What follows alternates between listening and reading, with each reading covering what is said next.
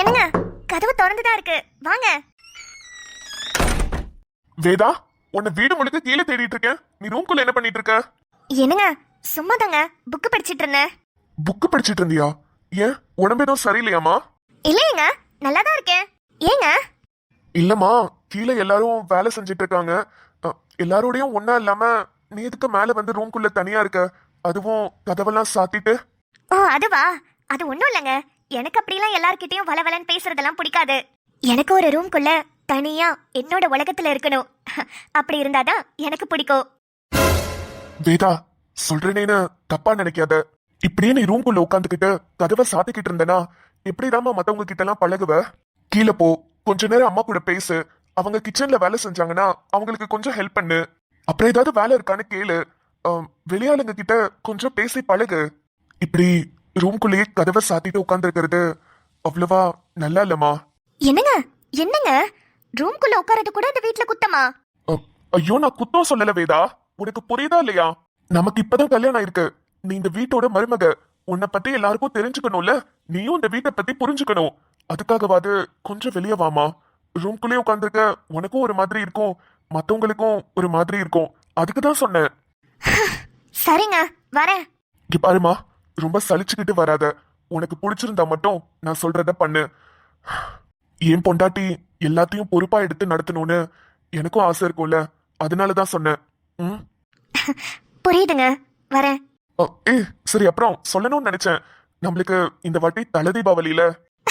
அட ஆமால. ஆமாமா, அதான் எல்லாத்துக்குமே குடும்பத்துக்கே ட்ரெஸ் எடுக்கலாம்னு முடிவு பண்ணிட்டேன். எல்லாருக்குமேனா? எல்லாருக்குமேனா எப்போதும் நம்ம வீட்டுல எல்லாருக்கும் எடுக்கிறது தான். ஆனா உங்க வீட்டுல உங்க அம்மாக்கு, உன் தம்பிக்கு, உன் தங்கச்சிக்கு எல்லாத்துக்கும் ட்ரெஸ் எடுக்கலாம். வெடியெல்லாம் வாங்கி கொடுத்துருவோம். சரிங்க. அடுத்த வாரத்துல கடைக்கு போலாமா? உனக்கு தேவையானதை எடுத்துக்கோ. அப்புறம் உங்க அம்மாக்கு, உன் தங்கச்சி, உன் தம்பி எல்லாத்துக்குமே நீ தான் வந்து எடுக்கணும். போலாங்க. அப்புறம் இந்த வருஷம் நம்மளுக்கு தலை தீபாவளின்றதுனால உங்க அம்மா, உன் தம்பி, உன் தங்கச்சி எல்லாத்தையும் இங்கே வர சொல்லு. இங்கே நம்ம கொண்டாடிக்கலாம். அவங்க அங்க தனியா தானே இருக்காங்க. இங்கயா? என்னங்க, அவங்களால இவ்வளவு தூரம் வர முடியாதுங்க. அதுவும் இல்லாம தங்கச்சி காலேஜ் போறா, தம்பியும் ஸ்கூல் போயிட்டு இருக்கான். அடுத்த நாள் ஸ்கூல் எல்லாம் இருக்கும்ல, அது கஷ்டம்னு நினைக்கிறேங்க. அவங்க எதுக்கு தனியா வரணும்? நம்மளே கார்ல போய் கூப்பிட்டுட்டு நம்மளே கார்ல போய் விட்டுட்டு வந்துடலாம். அட, நம்மளே கார்ல போய் கூப்பிட்டு நம்மளே விட்டுட்டு வந்துடலாமா? சும்மா அந்த கிராமத்துல போய் கார்ல திறந்து இறங்குனா எவ்வளோ கெத்தா இருக்கும். எல்லாரும் நம்மளே தான் பாப்பாங்க. அம்மாவை, தங்கச்சிய, தம்பி இங்க கூட்டிட்டு வந்துட்டு அவங்கள அதே மாதிரி புது ட்ரெஸ் எல்லாம் கொடுத்து கூட்டிட்டு போய் விட்டா எல்லாரும் என்ன எவ்வளோ பெருமையா பேசுவாங்கல்ல. எங்க அம்மாவை கூட ஒரு இடத்துல ஏத்துக்குவேன். ஆனா என் தம்பியும் என் தங்கச்சியும் அதுங்களுக்கு வந்த வாழ்வு என்னால வந்தது. கார்லலாம் போதுங்க, கார்லலாம் வருதுங்க. என்னம்மா, சரிதானே? சரிங்க, நம்ம போய் கூட்டிட்டு வந்துட்டு அப்படியே கொண்டு போய் விட்டுறலாம். சரி, நீ கீழே போறியா? அம்மா கீழே தான் இருக்காங்க. போய் ஏதாவது பேசிட்டு அப்படியே அவங்க கூட சேர்ந்து இரு. என்னங்க, ஒரு நிமிஷம். என்னம்மா? என்னங்க, நம்மளுக்கு கல்யாணம் ஆன நாள்ல இருந்து நான் ஒரு விஷயத்துக்கு ஆசைப்பட்டுட்டு இருக்கேன். ஆனா அதை எப்படி உங்ககிட்ட கேட்கறதுன்னு தெரியாம தான் முழிச்சுக்கிட்டே இருக்கேன். கேட்கலாமா? என்ன இதெல்லாம் ஒரு கேள்வியா? உனக்கு என்னனாலும் என்கிட்ட கேளுன்னு நான் சொல்லியிருக்கேன்ல. சொல்லியிருக்கீங்க, இருந்தாலும் இது எப்படி கேட்கறதுன்னு தெரியாம. எதுக்கு இவ்வளவு தயக்கம்? கேளுமா. அது அது ஒன்றும் இல்லைங்க. எனக்கு மாங்கானா ரொம்ப பிடிக்கும். மாங்காய் கேட்கறதுக்கா இப்படி தயங்குற? ஐயோ, மாங்காய் இல்லைங்க, அது இதை விட பெருசு. இதை விட பெருசுனா மாங்காய் மரம் வேணுமா? அது ஒன்றும் பிரச்சனை இல்ல, கண்ணு வாங்கிட்டு வந்து வச்சு வைக்கிறேன். ஐயோ, அதுவும் இல்லைங்க. வேற? அது எனக்கு மாங்காய் மாலை வேணுங்க. மாங்காய் மாலையா? மாங்கால இல்லாம மாலை செஞ்சு விக்கிறாங்க. எலுமிச்சம்பளத்துல மாலை செஞ்சு கடவுளுக்கு போடுவாங்க, பாத்திருக்கேன். சரி விடு, ஆசைப்பட்டுட்ட. மாங்காய் மாலை எந்த மார்க்கெட்ல கிடைக்குதுன்னு சொல்லு, இப்பவே போய் வாங்கிட்டு வரேன். ஐயோ, என்னங்க, மாங்காய் மாலைனா மாங்கால செஞ்ச மாலை இல்லைங்க. இல்லையா? அப்புறம்?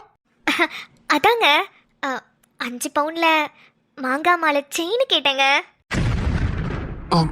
என்னது, 5 பவுன்ல செயினா? ஆமாங்க, எனக்கு ரொம்ப நாள ஆசை. மாங்காய் மாலை டிசைன்ல செயின் போட்டா என்னோட கழுத்துக்கு அம்சமா இருக்குங்க. அது சரிதாம்மா. இருந்தாலும் இப்பதானே கல்யாணத்துக்கு நிறைய செலவு பண்ணோம். இல்ல உன்னோட தாலி செயினுக்கு கூட ரொம்ப செலவாச்சுல. அதான் யோசனையா இருக்கு. என்னங்க, எனக்கு அது பிடிக்கும்னு தான் நான் கேட்டேன். ஒன்றும் இல்லைங்க. அது வாங்கி தரலனா கூட ஒன்றும் பிரச்சனை இல்லை.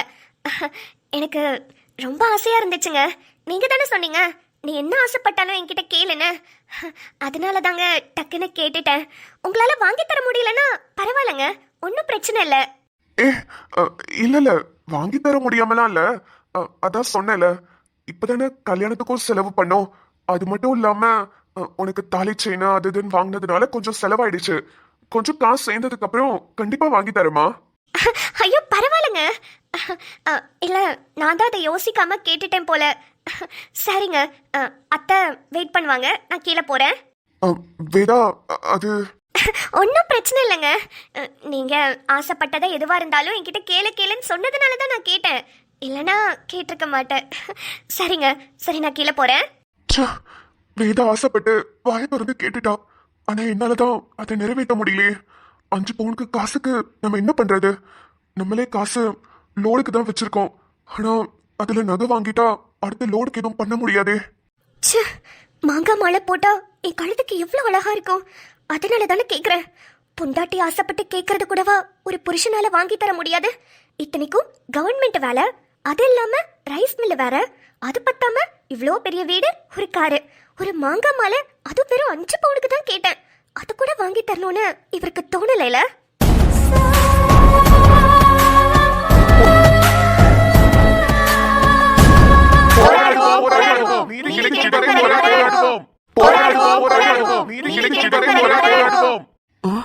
வெளிய என்ன சத்தம்?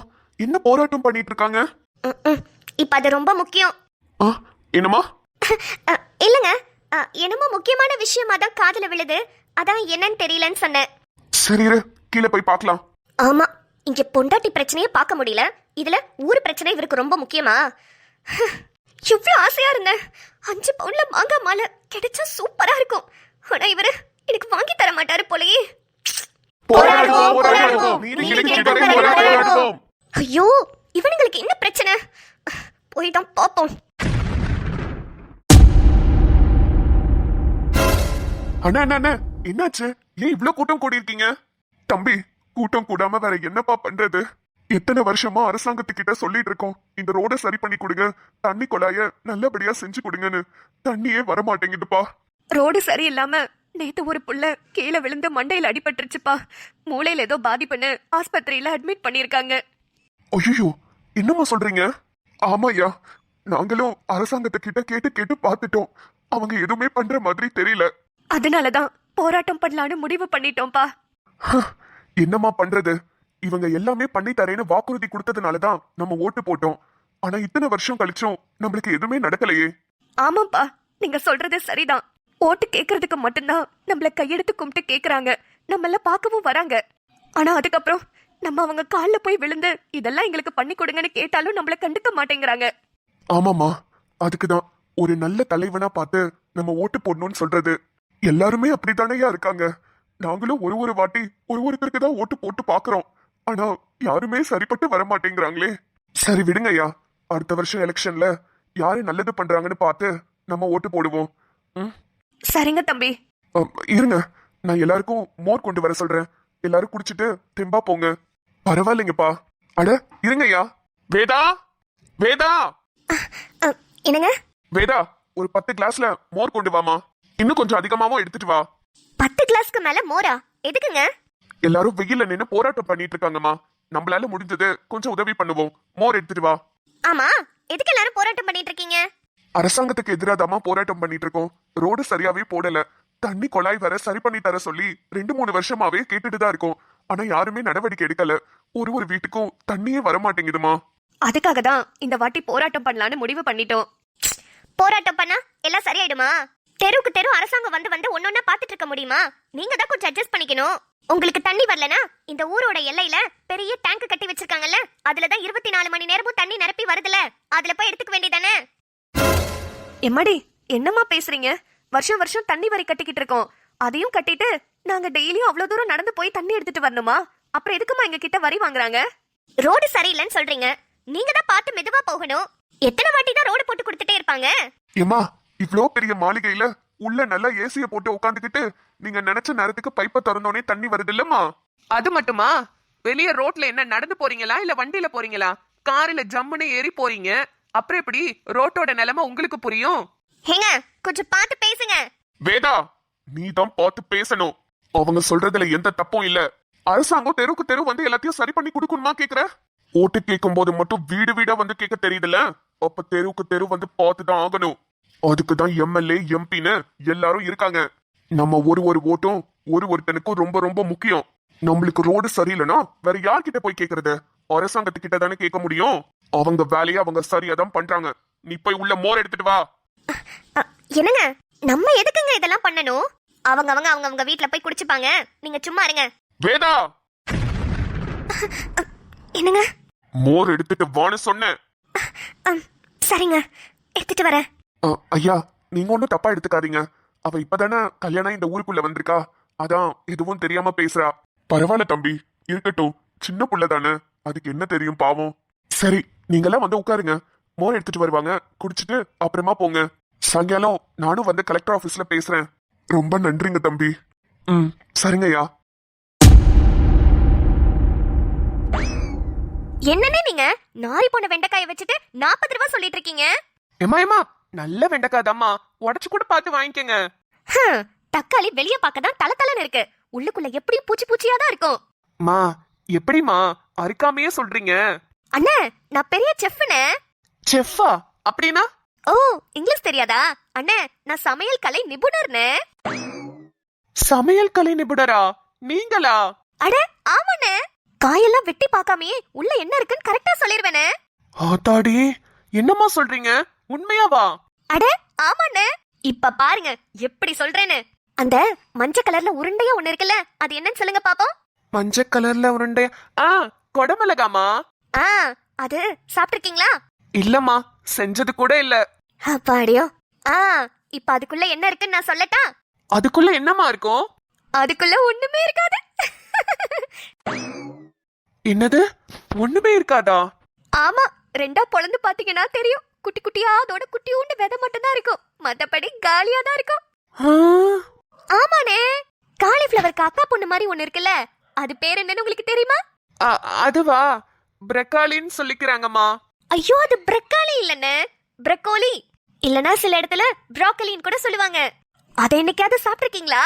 மா, நாளா அதெல்லாம் விக்கிறதோட சரி, அதெல்லாம் சாப்பிடுறது இல்லம்மா. அதுக்குள்ள என்ன தெரியுமா இருக்கும்? அங்கங்க புழு புழுவா இருக்கும். என்னம்மா சொல்றீங்க? புழு புழுவா இருக்குமா? ஆமாண்ணே, இதுக்குதான் இந்த மாதிரி சமையல் கலை நிபுணர்கிட்ட எல்லாத்தையும் கேட்டு தெரிஞ்சுக்கணும்னு சொல்றது. இப்ப சொல்லுங்க, வெண்டைக்காய் என்ன விலை? வெண்டைக்காய் கிலோ 25 ரூபாமா. 40 ரூபா சொன்னீங்க. கொஞ்சம் சேர்த்து சொல்லிட்டேன். கொஞ்சம் இல்ல, ரொம்பவே தான் சேர்த்து சொல்லிருக்கீங்க. தக்காளி, வெங்காயம், முருங்கைக்காய், பரங்கிக்காய் எல்லாத்துக்கும் சேர்த்து கணக்கு எவ்வளவுன்னு கரெக்டா சொல்லுங்க. யாருக்கிட்ட? இந்த சுடர்கிட்டேவா? பிச்சு போடுவேன், பிச்சு. மா, மொத்தம் 140 ரூபா ஆச்சுமா. எல்லா காய்கறிலையும் விலை ஏறி போச்சு. உங்களை சொல்லி தப்பில்ல, ஆச்சி அப்படி இருக்கு. விலையெல்லாம் குறைக்கிறேன்னு சொல்லுவாங்க, ஓட்டு போட்டதுக்கு அப்புறம் விலையெல்லாம் இன்னும் கொஞ்சம் ஏத்தி தான் வைப்பாங்க. எவன் கேட்க போறான்? அந்த திமிரு தானே. சரி சரி, நீங்க போங்கண்ணே, உங்ககிட்ட இதெல்லாம் பேசி என்ன பண்ண போறேன்? சரிங்கம்மா, போயிட்டு வரேன். நிம்மதி, சீக்கிரம் வாடி, உன் காலேஜ் பஸ். ஐயோ போகுது. ஏய் வாடி சீக்கிரம். என்னடி பண்ற? ஐயோ பஸ் போயிடுச்சு. அம்மா லேட் ஆயிடுச்சு, கிளம்புறேன். ஹேய், எங்கடி போற? காலேஜ்க்குமா. அடி, காலேஜ் பஸ் போய் 1/4 மணி நேரம் ஆகுதுடி. காலேஜ் பஸ் போயிடுச்சா? என்னமா சொல்ற? எப்போதுமே அந்த அண்ணன் நிப்பாங்களே. ஐயோ, எதுக்கு நான் வரதுக்குள்ள இப்ப போனாங்க, நான் எப்படி போவேன்? என்னமோ தெரியலடி, அங்க ஏதோ போராட்டம் நடந்துட்டு இருக்கு, அதனாலதான் சீக்கிரமாவே வேற வழியா போயிட்டாங்க. இது போராட்டமா? எதுக்கு தெரியலடி, எதுக்குன்னு. அங்க பாரு, எல்லாரும் கூட்டமா வந்துட்டு இருக்காங்க பாரு. எதுக்கு? போராடுவோம் போராடுவோம், நீதி கிடைக்கும் வரை போராடுவோம். அம்மாமா, என்னம்மா, எதுக்காக போராட்டம் பண்ணிட்டு இருக்கீங்க? ரோடு சரியா போடலைங்கம்மா, தண்ணி குழாயில தண்ணியே வர மாட்டேங்குது. அதுக்காக மனம் எழுதி கொடுத்து நாங்க சலிச்சு போயிட்டோம். அதனாலதான் போராட்டத்துல இறங்கிட்டோம். நல்லதுங்கம்மா, ரொம்ப ரொம்ப நல்ல விஷயம். நம்மளோட எதிர்ப்பை நம்ம காமிச்சாதான் அவங்களுக்கும் பயம் வரும்.